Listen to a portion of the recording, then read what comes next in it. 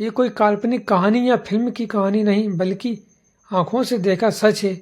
मैं कंपनी की ओर से पिकनिक पर गया हुआ था। पिकनिक शहर के बाहर एक रिसोर्ट में थी। पहले कंपनी के लोगों ने क्रिकेट और अन्य खेल खेले। उसके बाद रिसोर्ट में ही बने वाटर पार्क में चले गए। वहाँ केवल कुछ लोगों को ही तैरना आता था। वो सब गहरे पानी में तैर रहे थे, बाकी सब कम गहरे पानी में तैर रहे थे। हम दोनों में से एक शर्त लगी, पानी में एक सिक्का फेंका जाएगा और जो सबसे कम समय में सिक्का ढूंढ के लाएगा वह जीत जाएगा। सबने बारी बारी से गोता लगाया, मगर किसी को सिक्का मिला नहीं। अगली बार मेरी थी। मैं भी कूद गया, लेकिन पानी में जाते ही दृश्य बदल गया। मैंने पाया कि जमीन 20 या 25 फीट दूर थी। नीचे एक कब्रिस्तान दिखाई दे रहा था। वहाँ एक औरत खड़ी थी जो चेहरे और पोशाक से भारतीय नहीं लग रही थी। उसके हाथ में वही सिक्का था।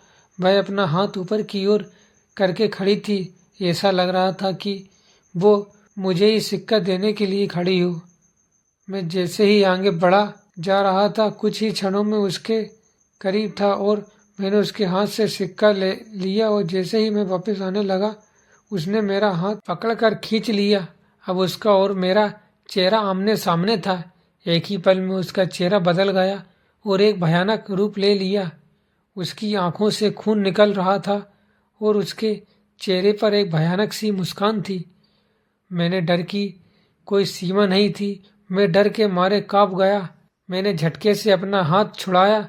हाथ छुड़ाते ही कब्रिस्तान और महिला दोनों गायब हो गए और मैंने अपने आप को पुल में पाया। मुझे लगा जैसे किसी सपने से जागा हूँ। मैं जल्दी से पानी से बाहर निकला और दूर जाकर बैठ गया। मेरी सांस फूल रही थी और मैं खांस रहा था। मेरे दोस्त मेरी मदद करने लगे। थोड़ी देर में मैं सामान्य था। हर कोई पूछ रहा था कि क्या हुआ। मैंने बस सर हिलाते हुए कुछ नहीं में जवाब दिया। मैंने मुट्ठी खोलकर देखी तो सिक्का मेरे हाथ में था। ये देख मेरे दोस्त खुशी से उछलने लगे और मुझे बधाई देने लगे। दोस्तों ने फिर से शर्त लगाई, मगर मैं फिर से पानी में नहीं गया। शाम हो गई थी। हमारी बस जाने वाली थी। हम कुछ लोग सिगरेट पीने बाहर चले गए।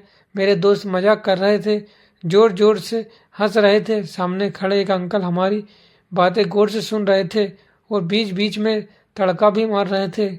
मैं चुपचाप खड़ा था। मेरे एक दोस्त ने मजाक में पूछा कि मैं तब से चुप क्यों हूँ, क्या अंदर कोई भूत देख लिया। ये सुनकर अंकल ने मजाकिया लिहाज में कहा कि अंग्रेजों के ज़माने में यहाँ कब्रिस्तान हुआ करता था, जरूर किसी गोरे का भूत देख लिया होगा।